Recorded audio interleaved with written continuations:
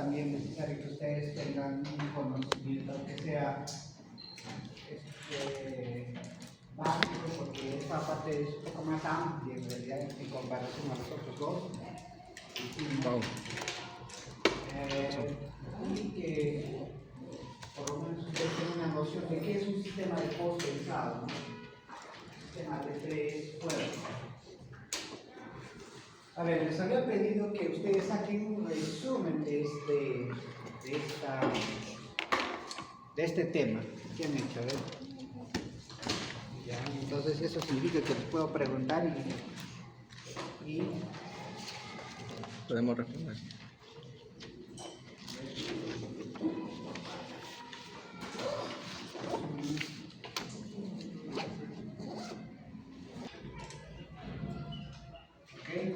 Entonces, a través de estos elementos, yo instalo un cable. ¿Okay? Pero para que este cable esté, digamos, totalmente pensado, yo le aplico una fuerza. Le aplico una fuerza.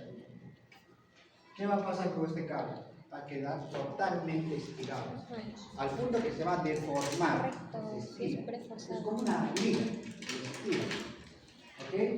Una vez que lo han estirado, una determinada deformación, entonces este cable se estira, obviamente va a deformarse una determinada distancia, delta, este lado también delta, ¿okay? Y lo fijan, acá lo fijan con un sistema de anclaje temporal, lo fijan, y ahí ya está, ¿no?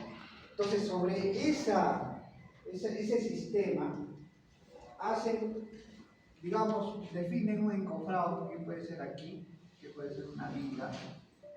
Como les digo, el formato puede ser cualquiera, ¿no?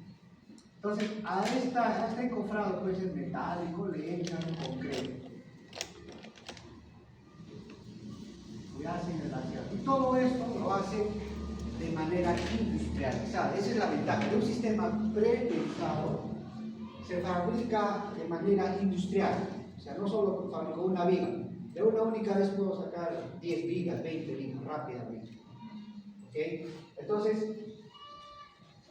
ese encofrado lo lleno de concreto. ¿Okay? De concreto. Y obviamente el concreto también, pues como es un concreto donde está sometido a esfuerzos altos, ¿okay? Tiene que ser un concreto de alta resistencia. ¿Okay? Otro detalle, ¿no? Para un sistema condensado, acá podemos decir un cable de alta resistencia. ¿Okay? Y acá necesitamos un concreto también de alta. Vamos a poner aquí el concreto mayores a 350. Es el mundial. Es el mundial. Concretos de alta resistencia. O sea, todos los que se usan un sistema post-pensado normalmente se usan materiales de alta resistencia, tanto el concreto como el cable. ¿Okay? ¿Eso qué significa? Significa que una vez que lo he echado el concreto, ¿qué va a pasar con el concreto? Va a empezar a secarse, o sea, va a empezar a fraguar, va a ganar resistencia. Y normalmente a los 7 días, ¿qué porcentaje de resistencia llega el concreto? Me agarró 70, 80%, ¿no? Ok, entonces eso es importante. ¿Por qué? Porque normalmente estos concretos, para soltar estos cables, yo tengo que esperar por lo menos 7 días o que el concreto llegue a una resistencia del 80% de resistencia. ¿Ok? Y una vez que este concreto ha llegado, F'I se le llama, F'I de concreto es igual al 80% de su resistencia normal. Una vez que llega esa resistencia, yo puedo cortar esto. Lo corto y lo corto. ¿Qué creen que vaya a pasar con esta? Se comprime. Entonces, imagínense que era una liga. Lo cortaron a la liga. ¿Qué va a pasar con la liga? se regresa. Entonces, se produce un fenómeno. Obviamente, si antes estaba estirando, ahora se va a producir un fenómeno opuesto. Se va a comprimir. Con la misma intensidad. Y al regresar, ¿qué va a pasar con la viga? Le va a comprimir. No solo le va a comprimir, hasta lo puede levantar. Aquí que es importante el concepto de excentricidad, porque la viga tiene un centro de gravedad, ¿ok? Vamos a llamar el eje neutro, ¿ok? Y dependiendo de la posición del cable, ¿sí? Dependiendo de la posición del cable, esta fuerza puede generar un momento, porque esta fuerza multiplicado por esta excentricidad, ¿qué generaría? Un momento. Que puede ser dos cosas, o lo puede bajar o lo puede subir. ¿Okay? Pero esa fuerza, entonces fíjense acá, tengo dos fuerzas externas.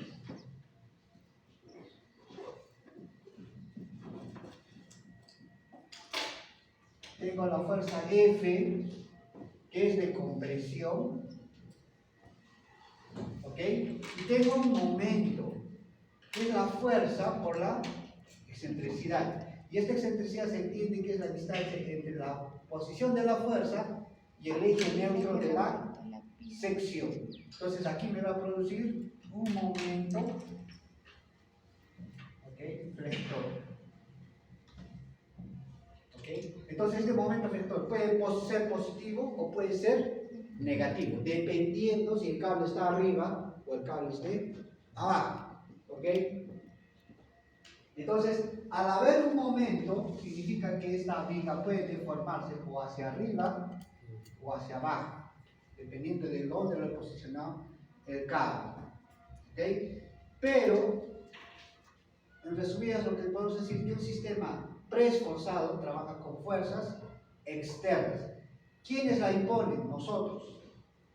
Entonces, cuando nosotros diseñamos una viga, nosotros diseñamos básicamente esta fuerza. Queremos saber qué fuerza le vamos a colocar a la viga para que esta viga me resista, ya sea el peso del vehículo, peso de la carga muerta, carga viva, todos los pesos que queramos le colocamos. Pero para resistir esa fuerza, para que esa fuerza sea lo necesario para contener las fuerzas que nosotros le vamos a imponer, tenemos que calcular primeramente esta fuerza. Es el primer paso. ¿Ok? Una vez calculada esta fuerza de post-tensado o preesforzado en este caso, recién pasamos a la siguiente etapa, que es la verificación de las otras armaduras, que son las armaduras que se le llaman pasivas. ¿Ok? Entonces, si nosotros revisamos una sección transversal de una viga Ashton, por ejemplo, una viga Ashton más o menos tiene esta configuración. Y estas vigas Ashton, por ejemplo, son prefabricadas en algunos casos. En algunos casos se hacen obra también, pero normalmente se fabrican, ¿no? Ya lo compras.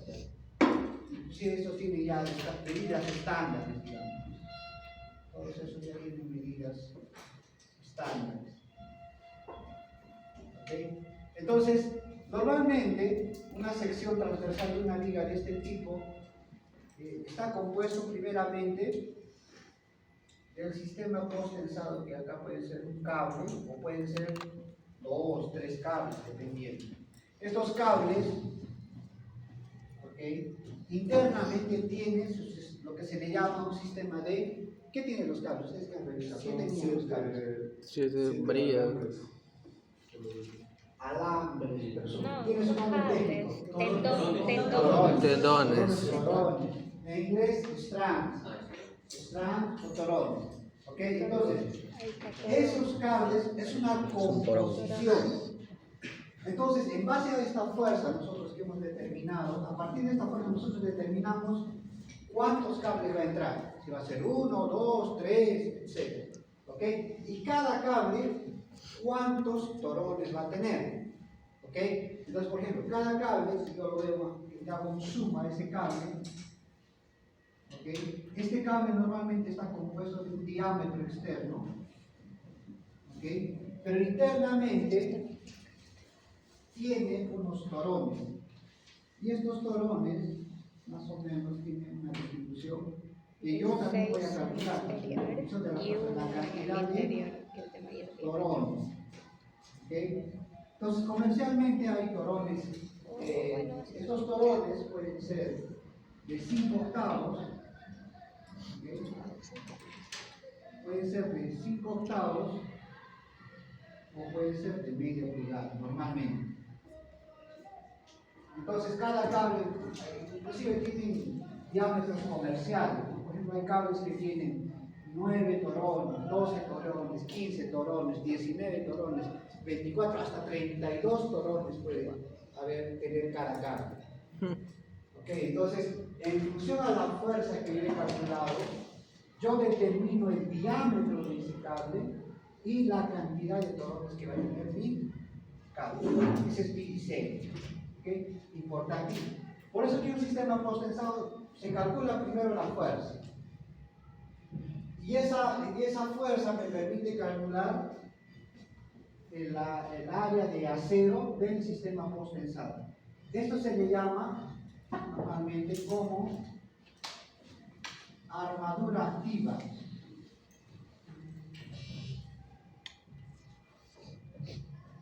¿Ok? O sea, esta es una armadura activa. Puede ser uno, inclusive puedo colocar hasta tres cables grandes. ¿Ok? Dependiendo del diámetro que estoy colocando. ¿Ok? Normalmente estos cables tienen un diámetro que varía desde 8 centímetros, 10 centímetros, hasta 12 centímetros. Es un cable grande, 12 centímetros. ¿Ok? Todo esto se le llama como armadura activa. Activa porque está con una fuerza que yo le he puesto. Pero como complementario, obviamente yo tengo una viga de concreto. No va a ser suficiente que solo colocar esto. ¿Qué cosa más debería tener esta viga? Entonces, aceros convencionales que conocemos. Esos aceros convencionales que nosotros conocemos se le llama armadura pasiva, porque esos no tienen fuerzas externas que yo estoy imponiendo. Simplemente es una fuerza, es un elemento que va a trabajar a reacción. Es decir, cuando le aplica algún peso, pues simplemente va a actuar. Entonces, aquí internamente, por ejemplo, se le coloca acero, obviamente de menor diámetro. Es más, esos aceros algunas veces solo sirven para controlar efectos de temperatura o simplemente para ayudar a resistir en cierta manera a la armadura activa, porque el elemento principal de toda esta viga es el cable. ¿Okay? Las otras armaduras simplemente se vuelven como un elemento complementario, ya no son tan importantes como en concreto armado. En concreto armado, ustedes recordarán, diseñábamos los fierros, es más, los fierros eran de 1 pulgada, 1 o 3 octavos inclusive. Y en el caso de un post-tensado, los fierros son de menor diámetro, ¿no? Entonces pueden ser fierros de 5 octavos, eventualmente 3/4. Entonces ya se empieza a componer armaduras, por ejemplo, que pueden ir aquí, igual aquí. Entonces, simplemente son armaduras complementarias, ¿no? Que normalmente refiero como complemento, y esto se le llama armadura pasiva. ¿Ok? ¿Qué más tendría este elemento? Los estribos, definitivamente los estribos. Entonces aquí yo, por ejemplo, podría colocar un primer estribo que va aquí, algo así. Okay. Los estribos sí, digamos, continúan trabajando como en concreto armado.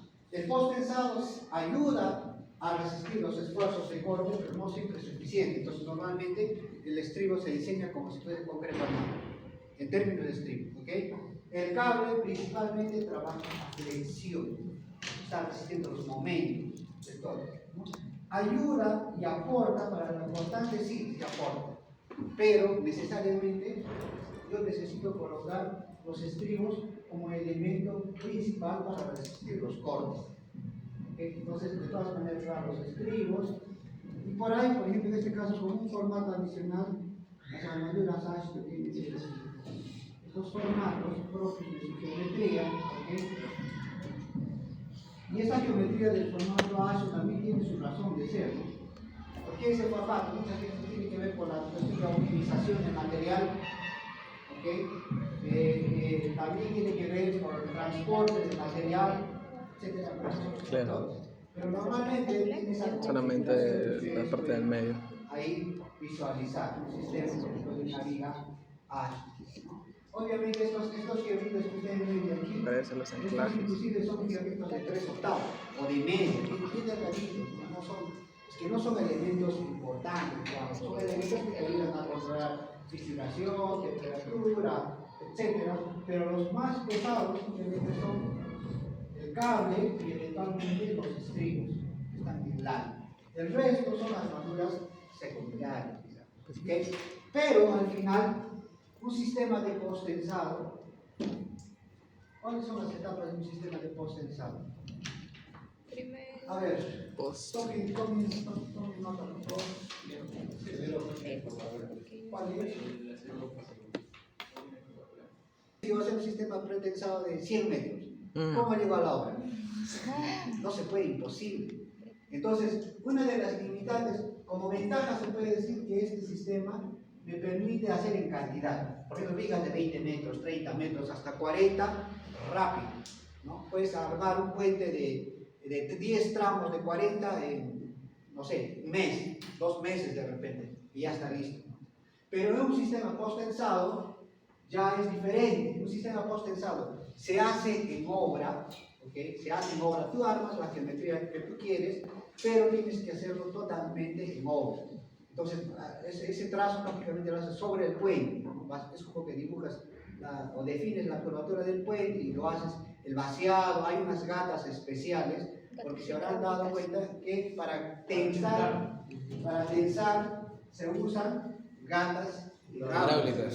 Son gatas hidráulicas. Y esas fuerzas no son fuercitas pequeñas, estamos hablando de 200, 300, 500 toneladas jalante. Imagínense la fuerza que se aplica, no es poco, ¿no? Entonces, es importante, por eso les digo, definir para mi puente cuál es lo más adecuado. Un pretensado, si es un puente mediano, porte obviamente, y un post-tensado, si es un puente por ejemplo de 200 metros, luces de 80, 100 metros, ahí sí o sí tengo que usar un post-tensado, ¿no? De un pretensado me puede usar hasta 50 metros, 40, por ejemplo. ¿Okay? Esa es la ventaja. ¿Alguien iba a preguntar? Sí. En el caso del pretensado, cuando dice que se pueden hacer varias a la vez, es cuando los elementos tienen la misma Geometría. no, la misma solicitud de esfuerzo Claro. Es el ejemplo clásico de un pretensado que de repente ustedes han escuchado. Por ejemplo, las viguetas que se usan para viviendas. ¿Han visto unas viguetas pretensadas, se llaman? Y esas viguetitas tienen peraltes variables, pero te vienen, por ejemplo, ¿tu casa cuántos metros? Tú dices, luces de 4 metros. Entonces, ellos ya vienen para 4 metros. Viguetas ya te ofrecen para 4 metros, ya tienen la cantidad de fierro necesario, la cantidad de cable necesario y te venden ya. Entonces simplemente tú como datos le dices, ¿cuánto va a resistir y qué luz tiene? Y ellos ya tienen, es más, en la fábrica. Si tú es de 5 metros, será otro formato, un poquito más grande, con un poquito más de fuerza de repente. Entonces eso ya es industrializado. Tú simplemente vas y pides, ¿no? ¿Cuánto quieres? 100, 200, rápido, 20, 30. Y esos techos salen rápido, ¿no? Ahí te dices el encofrado, por ejemplo. Ya no necesitas encofrado. Simplemente sobre eso le pones un acabado por encima, le haces el vaciado de la losa y ya está. Entonces, tiene sus ventajas, ¿no? Tiene sus ventajas. Ahora, en un sistema post-tensado ya no es tanto industrializado, es más de obra. Ahí sí necesitas encofrados, ahí necesitas un sistema de falso puente y esas cosas. ¿Ok? A ver. En términos de diseño, su compañera había dicho que ha comentado que hay pérdidas en los cables. ¿Qué más podemos comentar en términos de diseño? Pérdidas por fricción. Ya, pérdidas por fricción, ¿qué más? Mira, fíjense, hasta ahorita hemos dicho que lo primero era determinar la fuerza externa. Después hemos dicho que es importante definir la geometría del cable. que es otro dato importante. Relajación. Una vez definido la geometría del cable, hago el cálculo de las pérdidas por la geometría del cable. Porque imagínense, yo tengo una viga. Vamos a hacer un ejemplo de una viga un poco más.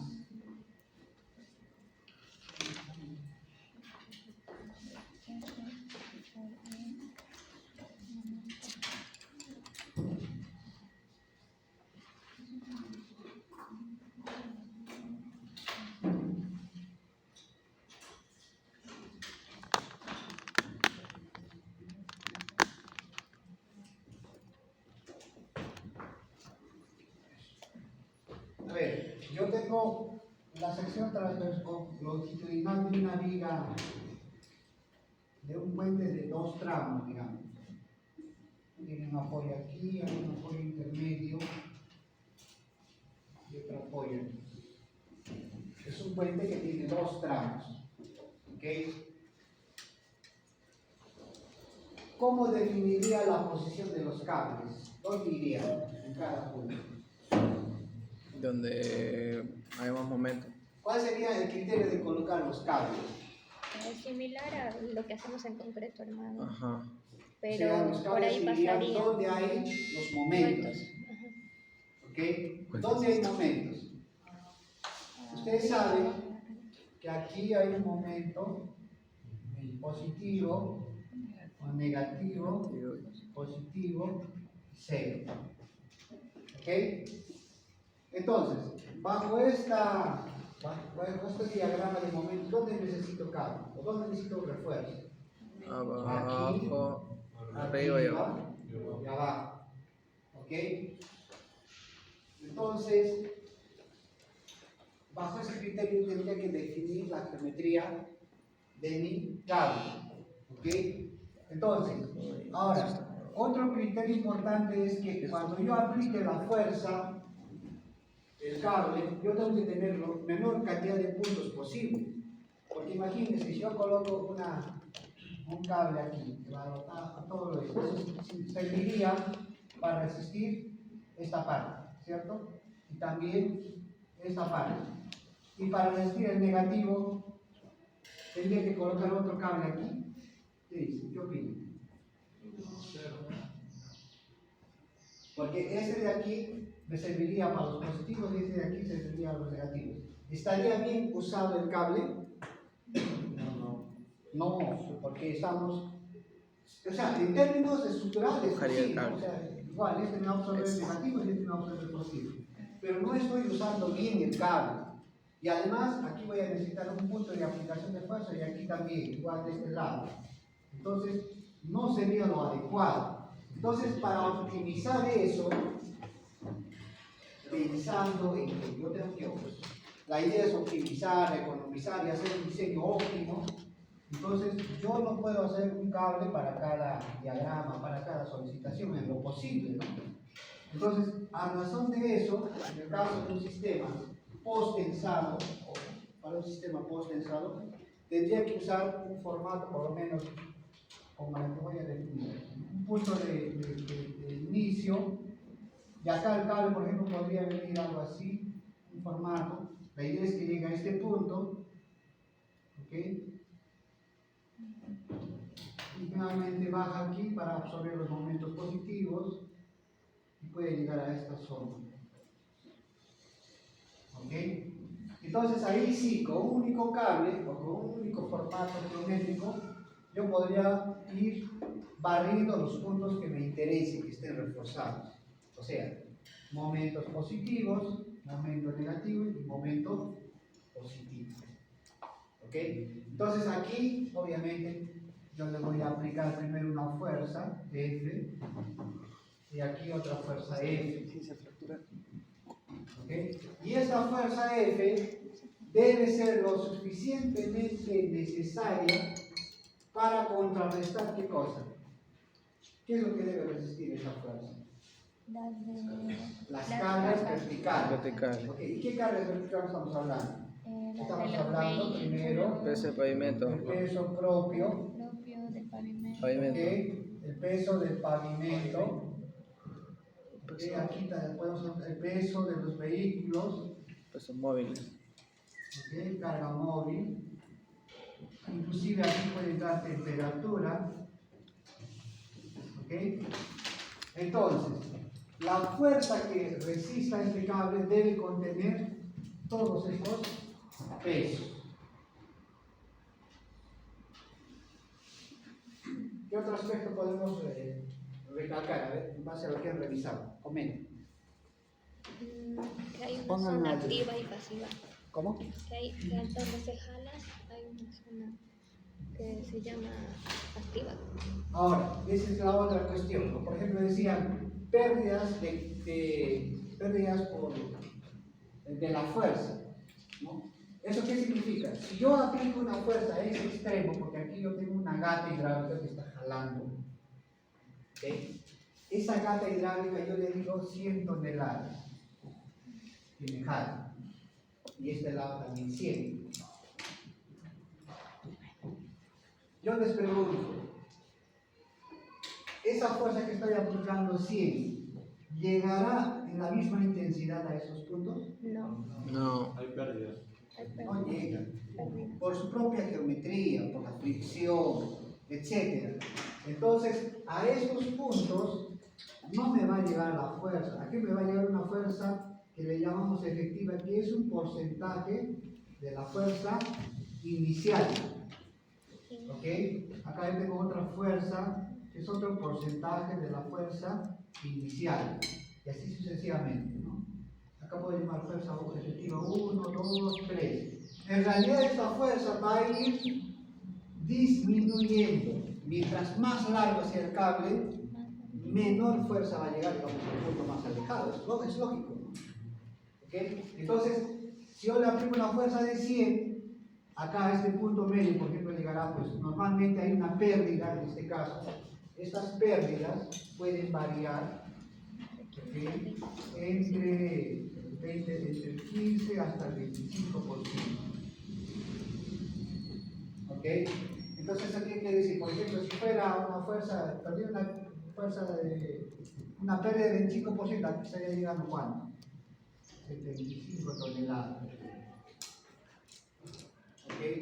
Entonces, la fuerza que aplicamos al inicio no siempre llega al 100%, va perdiendo. ¿Ok? Entonces, existe toda una matemática para calcular esas fuerzas. Ojo que esas fuerzas sí se calculan. Yo puedo saber a cuánto está la fuerza a 1 metro, a 2 metros, a 5 metros, a 10, etc. Yo puedo saber cómo la fuerza se va variando en función de la longitud. Ese se le llama la fuerza por fricción, va perdiendo. Pero hay otra fuerza también que es importante. ¿Cuál es la otra pérdida? Si yo hoy día he aplicado 100 toneladas, de acá a 20 años, Clic del concreto. ¿esa fuerza continuará la misma? No, Dependiente del tiempo. va a depender del tiempo. Exacto, esta fuerza en el tiempo también se pierde. ¿Ok? Entonces, aquí se identifican dos tipos de pérdidas. Las instantáneas, o sea, la que sucede en el momento cuando estamos jalando. Ahí entra la fricción, ahí entra la curvatura, una serie de pérdidas que se dan. Y hay otras pérdidas que se dan a lo largo de los años. Normalmente de 30 años, 10 años, 20 años, se van mostrando. Y en ese tiempo, esa fuerza se va, es lógico, es como que lo amarraras algo y en el tiempo solito se va a aflojar. Entonces esas pérdidas se le dan o se les considera como pérdidas dependientes del tiempo. Ahí entra el creep, ahí entra la relajación del acero, el acero también se relaja, ¿no?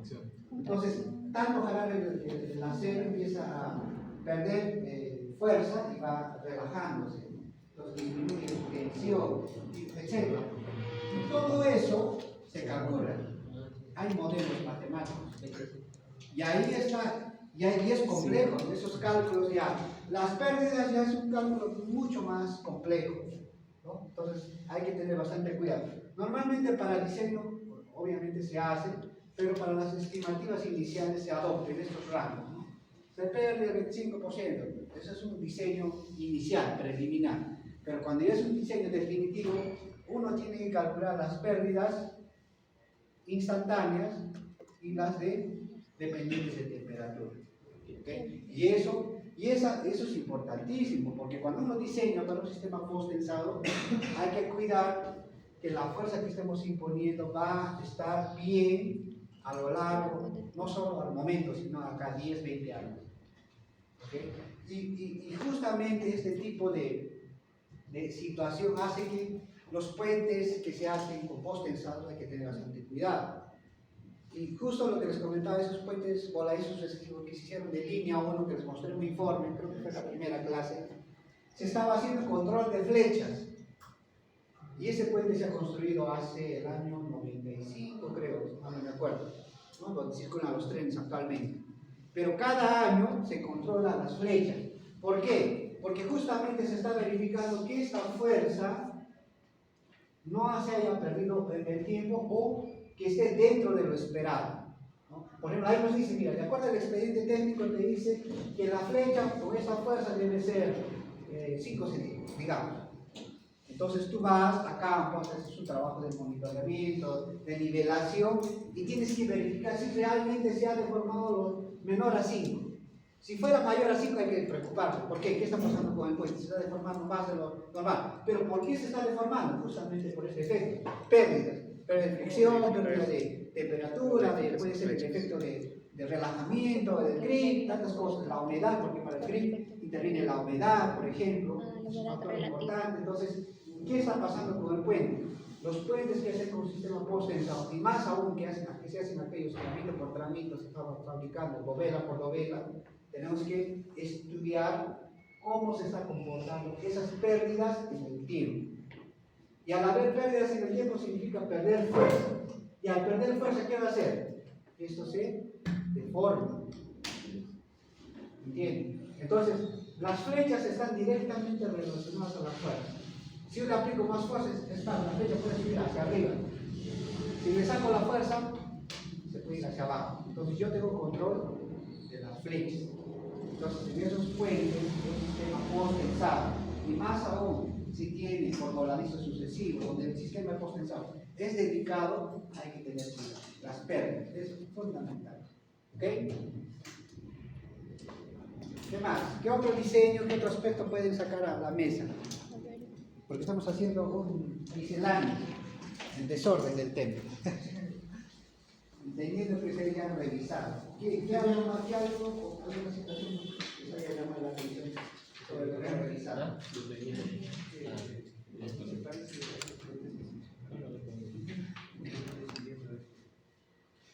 No, obviamente, es que ahí cuando se hace puentes de sección variable, tiene que ver también con la optimización. Por ejemplo, un puente de 200 metros, no valdría la pena hacer todo recto. Imagínate la cantidad de concreto que vas a usar innecesariamente y un peso. Entonces va el mismo concepto de optimización. En puentes grandes, ¿en qué parte necesito mayor resistencia? Por ejemplo, en los apoyos, en el máximo momento, etc. Entonces tiene que ver mucho con la optimización. Por eso que en puentes grandes, que ustedes han visto, tienen formatos medio de sección variable. Y la razón es que se optimiza. Al igual que los cables, también hay que optimizar la geometría, los pesos y todo lo demás. Por ese lado, más que todo, la geometría de los puentes. ¿Ok? Entonces, importante, ¿no? Definir la geometría, y aquí se hemos olvidado recalcar las pérdidas. Bien, acá tenemos principalmente dos, ¿no? Las instantáneas y las diferidas o del tiempo, ¿no? Dependiendo. Están en función del tiempo. Aquí hay una serie, obviamente, del grip, ¿no? De la el concreto, la relación. Acá están la pérdida por acuñamiento, por ejemplo. ¿Qué significa eso? Es como que yo les pidiera, a ver, amarren este cable. ¿Cómo amarrarían ustedes manualmente? Hagan un nudo. Pero el hecho de que hagas ese nudo, ¿qué hace? ¿Qué significa? Que el nudo se va a ajustar. Entonces hay una pérdida implícita también. Es decir, esa pérdida se llama pérdida por encuñamiento. Porque aquí también obviamente que lo que estás jalando, le colocas la plaquita, etcétera, se suelta. Entonces hace que se pierda. Hay una pérdida. Y esa pérdida también hay que llevar en cuenta en el diseño. Es una pérdida instantánea. ¿Ok? Entonces, eso, las pérdidas. ¿Qué otro aspecto es importante para el diseño? Pongan a la mesa, si no, voy a entender que ya han revisado el texto. Pregunten, mejor dicho. ¿Qué parte más les ha parecido interesante?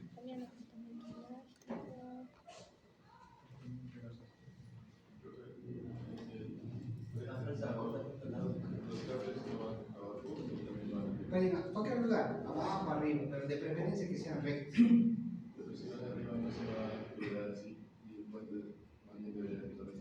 Por eso, o sea, eso depende a lo que tú quieras, ¿no? Porque acá, por cuestión de dibujo, normalmente esto va al medio o abajo. Porque la idea es que siempre se contraponga al efecto del momento. Si yo tengo que usar el efecto hacia abajo, la idea es que sea hacia arriba, ¿no? O sea, el preesfuerzo siempre debe actuar contrario al diagrama de momento. ¿Ok? Si mi diagrama de momentos está así, ¿cómo debe actuar el cable?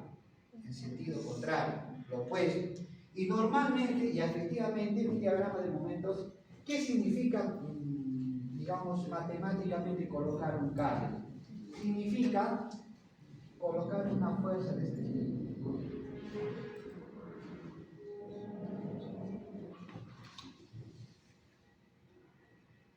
Este cable, ¿qué está haciendo en esta zona? Está comprimiendo. Está tratando de que se vaya hacia arriba. Empujando arriba. Aquí también. Siempre considerando el eje, ¿no? Igual aquí, ¿no? Este cable está tratando de que esto suba hacia arriba. Y en los negativos, ¿qué está haciendo el cable? Está tratando que lo aplaste. Entonces está haciendo este efecto.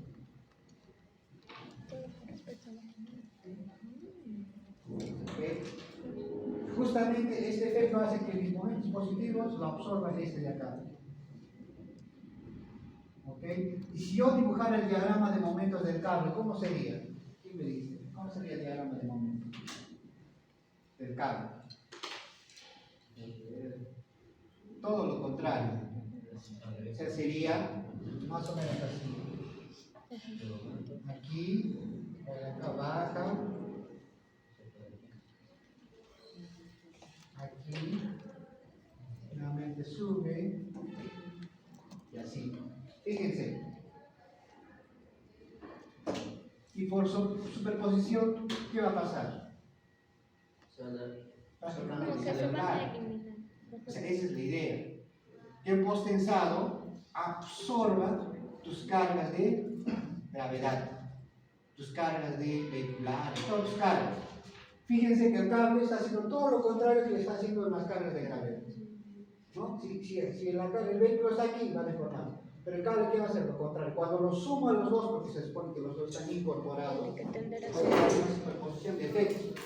La idea es que el cable finalmente tiene que absorber todo lo que está haciendo las cargas de gravedad, ya sea vehicular, peso, etc.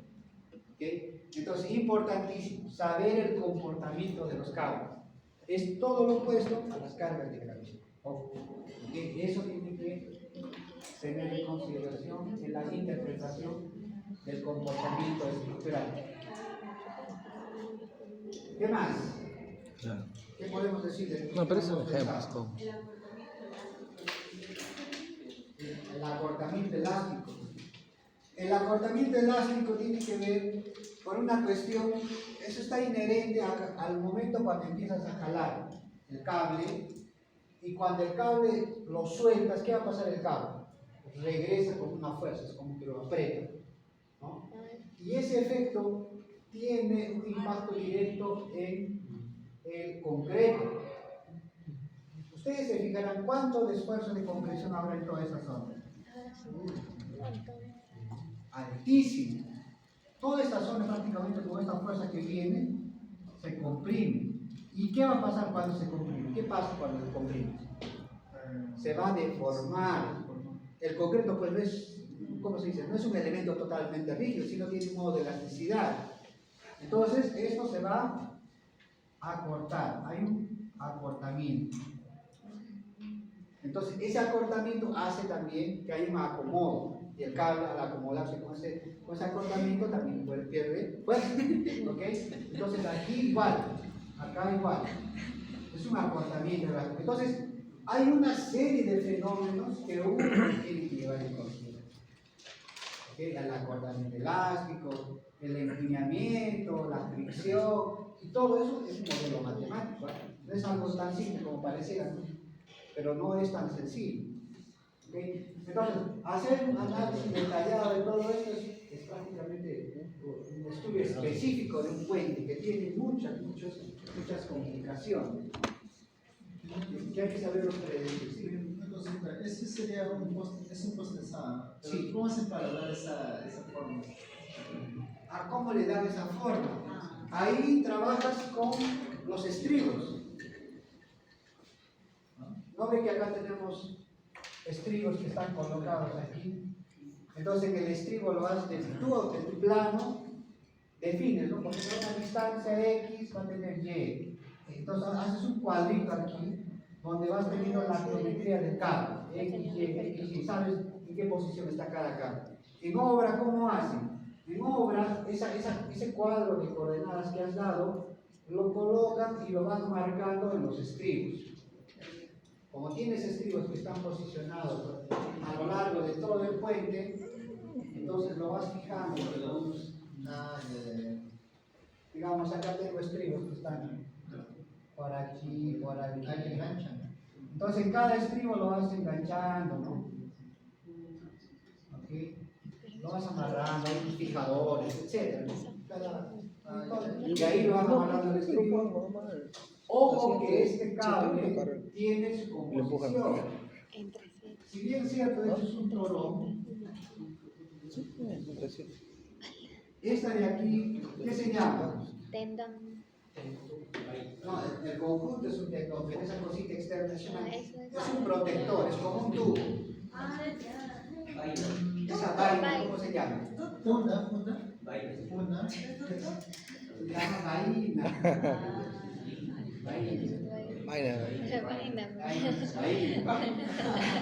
Ok, entonces, ese es un elemento, es como una pequeña gama de, ¿cómo se puede decir? Como un tipo de Forrado. un determinado que tiene, inclusive tiene una determinada corrosión, como una protuberancia para que se adicione o se adhiera al concreto. Tiene como unos, ustedes habrán visto las imágenes del PL, tiene como unas láminas que le dan cierta, para que tenga adherencia, ¿no? Para que se adhiera adecuadamente con el concreto. Pero además hay otro elemento importante. ¿Qué está faltando aquí? Estribo, ahí adentro. ¿Que le engrasa? ¿Una grasa le pone? Leche. De la lechada de cemento. No, la leche cuando le echas Lubricante. Claro, para que corra, ¿ves? O sea, es un puente que tiene lubricante. Cuando es condensado. Todo cero. ¿Cómo va a tener grasa de adentro? Porque imagínense. Una lechada. lechada es Esa cero. Esta de aquí también es un tipo de acero. Y aquí lo dejamos vacío o lo tenemos grasa.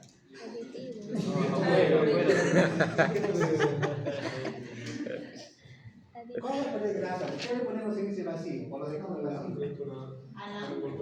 No, se le coloca lechada de cemento. Lechada. Yo estoy diciendo hace rato, dice. Eso era. Ah, la buena vida. Sí,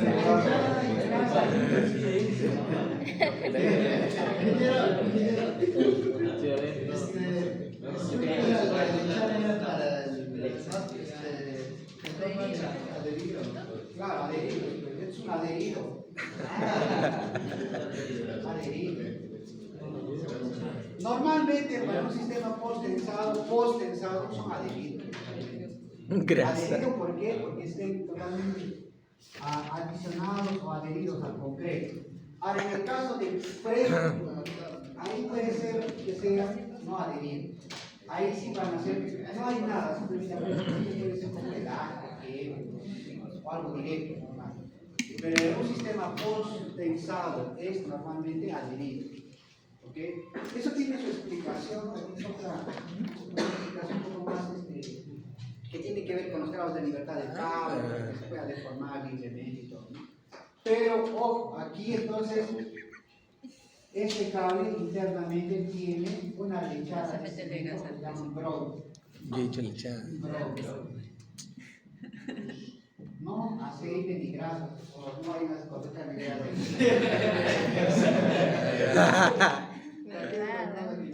menos aceite ni grasa.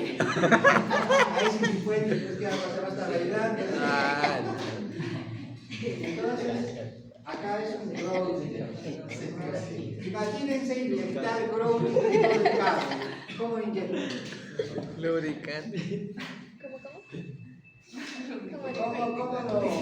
¿Cómo hacen la inyección? Por medio de unas mangueritas. Aquí, por ejemplo, la idea es que todo el cable tiene que estar con growing. ¿Por qué? Y hay razones fundamentales. Ustedes se han dado cuenta que el cable es un elemento súper importante. Por tanto, yo tengo que proteger. Este cable no puede oxidarse.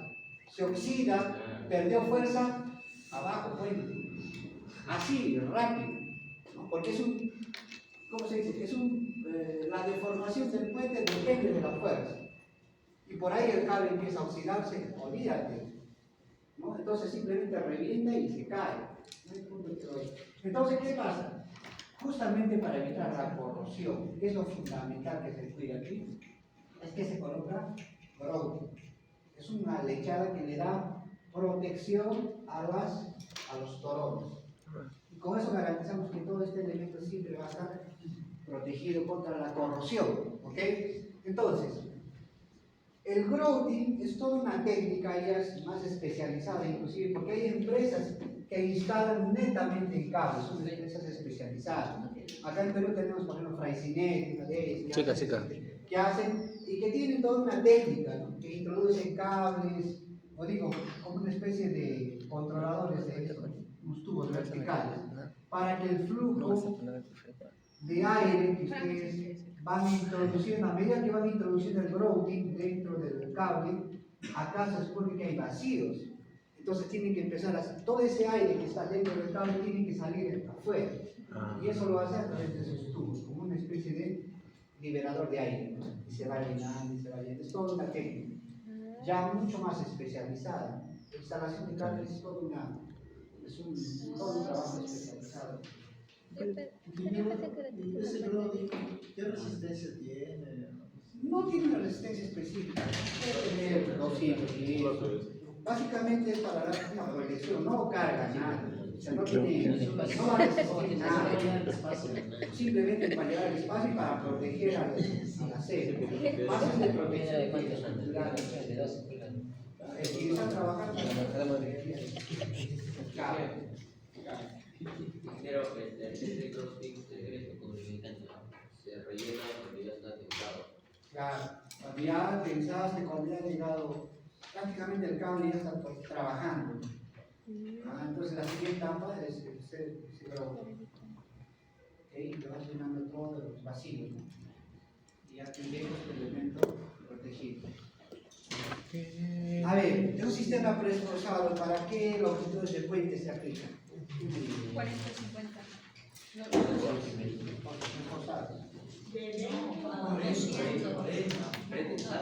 Prepensados de 40 y 50. No, 30, 40. Sí, los potenciados 80.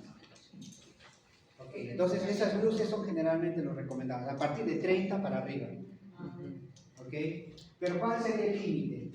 Porque no voy a hacer un post pensado de 500 metros. 40. No. El mano libre puede ser hasta 180, 200 excepcionalmente. Estos puentes solares sucesivos es casi 200. Máximo 200 podemos colocar como un parámetro, porque no hay una regla específica, pero sí un orden de ámbito. Mano libre puede ser 150. 150, 200, mano libre. Ok, entonces, son grandes luces los que se pueden llegar a cubrir, ¿no? Entonces, Con por esta eso puede tecnología. haber varios tramos. ¿Ok? ¿Qué más? Creo que hemos hablado de todo un poco. Y en la parte de diseño, esa es la parte importante. Todavía nos falta redondear. Hemos dicho que se define la geometría de la fuerza. ¿Qué más? ¿Cómo controlamos esa fuerza? ¿Quién nos limitaría la fuerza? ¿Qué ustedes dicen?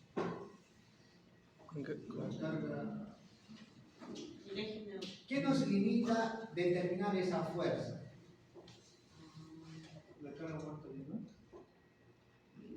Sí, pero hay un parámetro que define en realidad el diseño. Porque yo no puedo colocar, lo que digamos, acá yo le coloco un camión pesado. No voy a poder colocar cualquier fuerza. Hay un parámetro que me limita. ¿Cuál creen que sea? ¿Han revisado esto o no? El momento. Es como decir, un pedazo de concreto. Puede ser un cubo, digamos. ¿Quién me va a limitar cuánto resiste ese concreto? El material. La resistencia, el material. ¿Ok? Entonces, igual, en un post tensado, ¿quién me define cuánta de fuerza puedo colocar y cuánto de carga puedo colocar? ¿Quién es? Son las propiedades del puente, principalmente el concreto. ¿Ok? El concreto va a trabajar a compresión y a tracción. ¿Ok? Entonces, cuando yo verifique en mis puntos críticos, aquí, aquí o aquí, ¿qué tengo que controlar? Su esfuerzo a compresión y su resistencia a tracción. ¿Y cómo calculamos eso? ¿Cómo calculamos esfuerzos de tracción y compresión de un elemento? ¿Cuál es la fórmula que usamos? La carga sobre el área. ¿Conocen esa formulita tan simple? Esfuerzo. Esfuerzos combinados. ¿Se acuerdan o no? No se acuerdan. Solo me acuerdo, había un momento A ver, sobre vamos a inercia. ver. Ahí va, si no saben o si no se recuerdan, vamos a ver.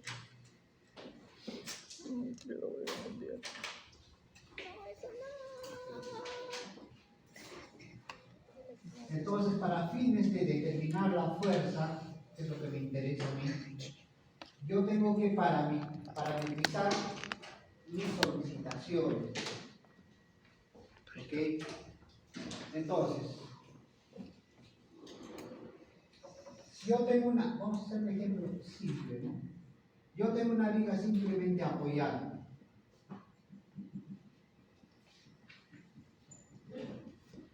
¿Ok? Y tengo un momento, digamos.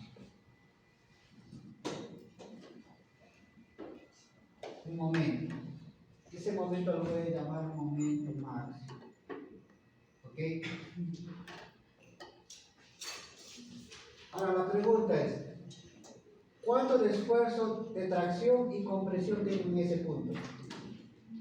Ese es un concepto que se hace en resistencia de materiales básicos. Alguien me dice, ¿cómo determinamos el esfuerzo? De tracción y de compresión. Momento por su brazo, la inercia. Este momento, porque se supone que este momento está deformándose, ¿no? Yo tengo una sección, imaginen que sea una sección rectangular. Ah, sí. Ok, yo tengo el eje neutro. Sí, rectangular. ¿Dónde se puso el esfuerzo de tracción y dónde se puso el esfuerzo de compresión? Tracción en la parte de En la abajo. parte. Ya. Dicen que esta zona va a estar traccionada y esta zona va a estar comprimida, ¿cierto? Compresión, tracción. ¿Cómo calculamos esos esfuerzos?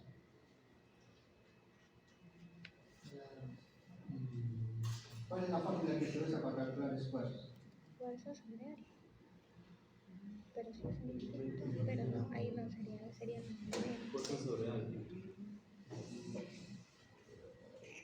Pero si es un momento. ¿Cómo calculamos los esfuerzos? Esfuerzos sobre área. ¿Cuál sería la fuerza? En esta línea. No, ahí sería el momento. Sería el momento. ¿Se acuerdan de esta fórmula? El esfuerzo es Momento. igual. ¿A qué es igual el esfuerzo? Al momento. Momento Por Y por Y entre inercia. sobre La inercia de la sección. ¿sí o no? ¿Se acuerdan de esa fórmula? Sí. No se acuerdan de esa fórmula. ¿Cómo llegaba al último semestre de ciclo? Y es el brazo que hay. No se acuerdan. Momento por Y entre I. ¿Dónde? ¿Qué cosa era? ¿Y qué cosa era? El brazo que hay desde el eje neutro. Era Desde el el eje eje neutro a la fibra más extrema, Y. ¿Ok? Entonces, si yo necesito saber el esfuerzo a compresión, ¿a qué sería igual? Al momento, acá lo voy a llamar Y1, por Y1 sobre I. Si es atracción, ¿cómo sería? Momento Y2 sería de aquí, Y2 sobre inercia. ¿Están de acuerdo? Entonces fíjense, este momento, este es el momento máximo. Este momento que está actuando en este punto, me produce la sección transversal de la viga esfuerzos de compresión en la parte de arriba, aquí, y esfuerzos de tracción en la parte de abajo. O sea, en la parte de abajo está tratando de estirar y arriba está totalmente comprimiendo. ¿Ok? Entonces, la pregunta sería, este esfuerzo es el que yo debo controlar para diseñar en el sistema post-tensado. ¿Ok? Entonces, el post-tensado me dice, de acuerdo a una definición, que la máxima compresión en el sistema post-tensado debe ser aproximadamente a 0.45 de F'C. Ese es para compresión. Y para tracción, ¿cuánto debe ser? ¿Cuánto ustedes le echarían al concreto? ¿Cuánto de tracción le darían al concreto? No tiene. ¿El concreto resiste tracción o no? No. Entonces, ¿cuánto le debería ser? ¿Cero? 35. Esto, algunos lo diseñan con cero. 15. Algunos. Porque yo, al principio, sé que el concreto no resiste a tracción. Por tanto, yo debo diseñar un sistema de esfuerzos que me dé una tracción casi nula. Pero la norma me da un poquito de flexibilidad, porque si le doy a cero, me va a necesitar alta fuerza. Entonces, por una cuestión de economizar también y optimizar, la norma me dice, ¿sabes qué? Puedes usar 1.6 raíz de F'C. Eso no sabía, ¿verdad? Esto es para concretos, digamos, en zonas normales, me refiero a la parte ambiental, y 0.8 en zonas extremas.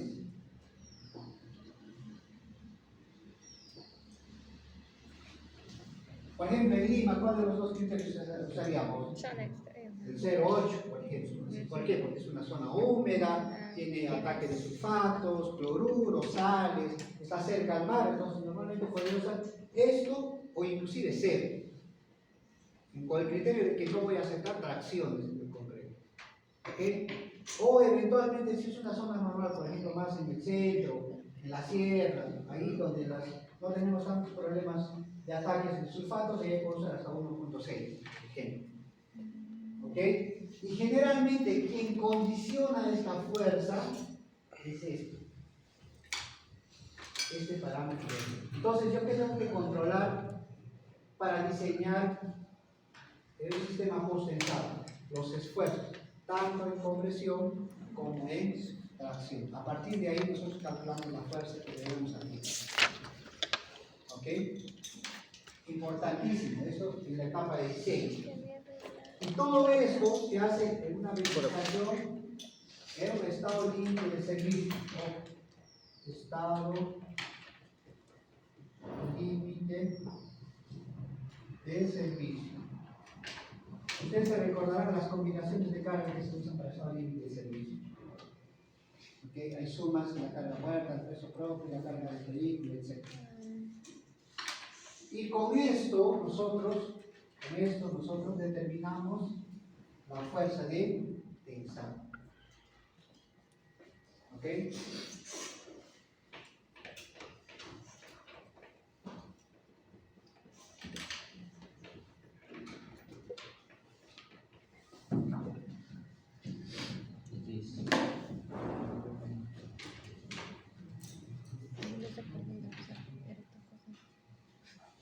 Quiero hacer una raya, ¿no?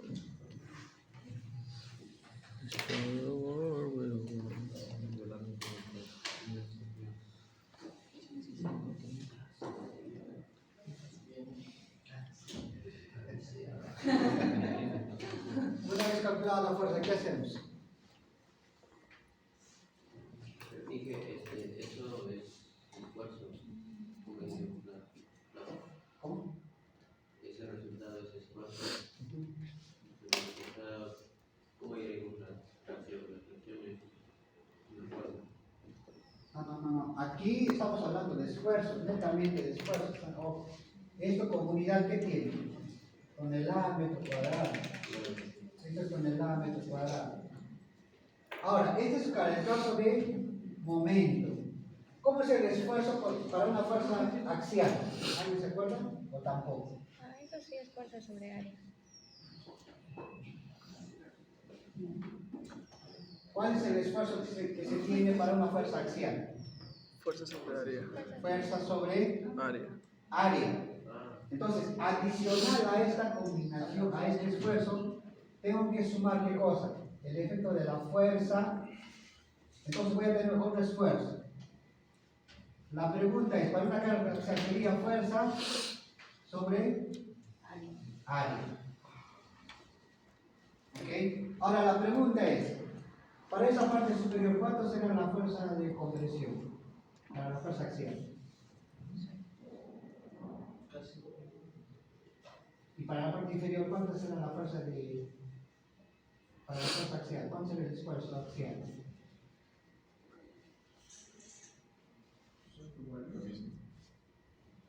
Entonces, fíjense, para este punto de interés, para estos dos puntos, porque a mí me interesa saber el comportamiento de aquí y aquí, a la parte superior yo tengo fuerza sobre área más el momento por Y sobre I. ¿Ok? Ahora, inclusive, acá, como sé que es compresión, este aquí lo coloco como un negativo. Y para la parte de afuera, abajo, ¿cómo sería? Fuerza sobre área más, acá es Y1, ¿no? Momento Y2 sobre I. Entonces yo tengo el esfuerzo en el punto inferior y tengo el esfuerzo en el punto superior. Todo este esfuerzo yo tengo que compararlo frente a quién? A los esfuerzos permisibles. Y de ahí, ¿de dónde aparece entonces? ¿Cuál es el parámetro que vamos a despejar de esa igualdad? Fuerza. Fuerza. Fuerza. Estamos igualando. Este es igual a este. ¿A quién despejamos? Fuerza. El F. Fuerza. Porque el I conocemos. El área conocemos. El momento conocemos. Todo conocemos. El único que no conocemos ¿cuál es? Y ahí descubrimos fuerza del amor. ¿Es sencillo? ¿Se entendió? No. No. A ver, copy, anoten. Con el ejercicio yo creo que van a entender.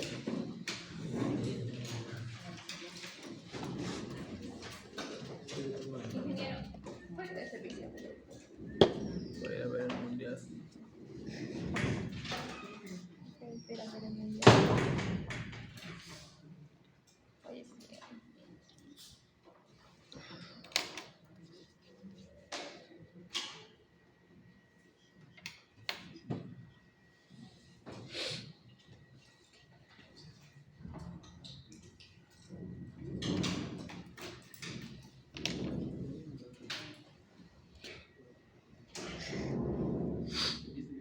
esa misma luz con postensado, ¿cuánto sería?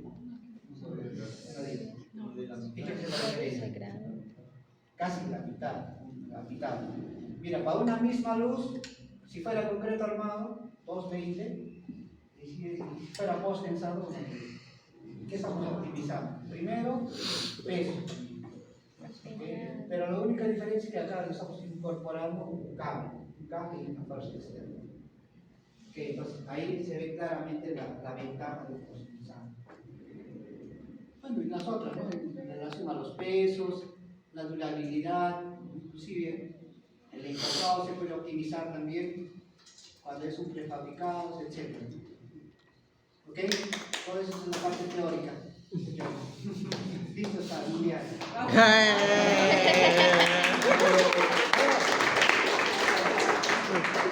Parte de ejercicio.